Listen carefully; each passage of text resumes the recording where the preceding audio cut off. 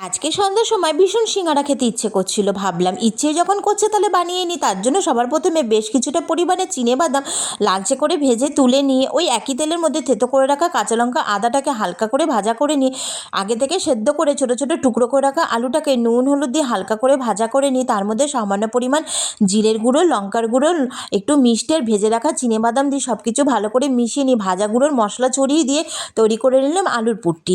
এদিকে কালো জিরে দিয়ে মেখে রাখা ময়দা থেকে ছোট ছোট করে লেচি কেটে নিয়ে শুকনো ময়দা ছড়িয়ে একটু লম্বাভাবে বেলে নিয়ে একটা ছুরির মাধ্যমে মাঝখান দিয়ে অর্ধেক করে টুকরো করে নিলাম। এবার এক একটা টুকরোর মধ্যে সামান্য পরিমাণ জল মাখিয়ে নিয়ে ঠিক আমি যেরকমভাবে ভাজ করে নিয়েছি সেরকমভাবে একটু সিঙ্গারা শেপে ভাজ করে নিই। মুখগুলোকে ভালো করে আটকে দিতে হবে যাতে ভাজার সময় খুলে না যায়। এবার ভেতরে তৈরি করে রাখা আলুর পুরটি দিয়ে দিতে হবে। এবার চারিদিকে আরও কিছুটা পরিমাণে জল মাখিয়ে নিয়ে মুখটাকে ভালো করে আটকে দিতে হবে যাতে ভাজার সময় ভেতর থেকে আলুর পুরটি বেরিয়ে না যায়। তেল কিন্তু একদম গরম করলে চলবে না। উষ্ণ গরম তেলের মধ্যে হাতে একটু সময় নিয়ে একদম লো ফ্লেমে উল্টে পাল্টে লালচে করে ভেজে নামিয়ে নিলে হয়ে গেল আলুর পুর ভরা সিঙ্গারা।